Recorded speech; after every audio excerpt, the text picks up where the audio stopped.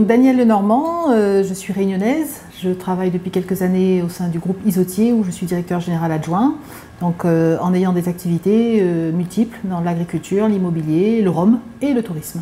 Alors moi je considère que quand on est effectivement passionné par son territoire et qu'on peut s'engager, on s'engage dans ce qui est accessible et ce où on sera le plus efficace. Donc mon premier engagement ça a été celui de l'accompagnement à la création et au développement des entreprises. Donc je préside pour la Réunion Entreprendre, mais également le même réseau Initiative France, donc pour l'ensemble des Outre-mer. Ça c'est un engagement économique qui effectivement m'amène à présider un mouvement qui permet à tous ceux du territoire qui ont un projet économique de le voir aboutir.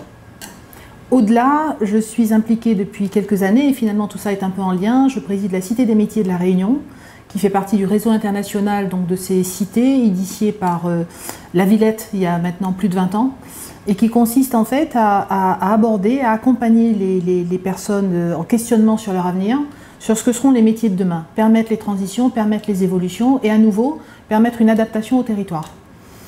Au-delà, j'ai une implication alors à la fois un peu naturelle mais aussi de réunionnaise, passionnée par le tourisme. Donc je suis administrateur à l'île de la Réunion Tourisme, l'IRT, mais également à la FRT, Fédération Réunionnaise du Tourisme. Les deux structures étant de mon point de vue les deux axes incontournables d'une réunion touristique qui gagne et qui propose des produits en adéquation avec la demande donc, mondiale.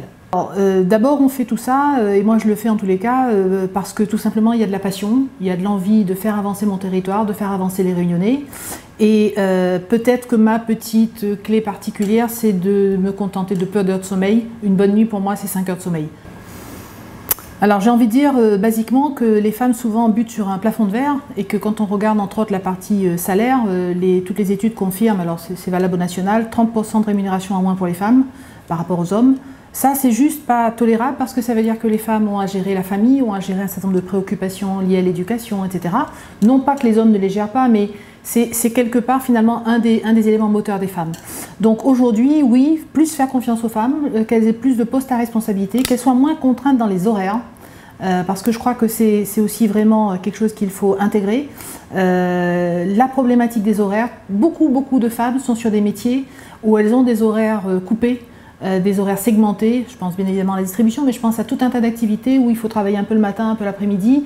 Et donc tout ça, c'est des éléments qui viennent casser une dynamique, une concentration professionnelle, une réussite, tout simplement un épanouissement professionnel.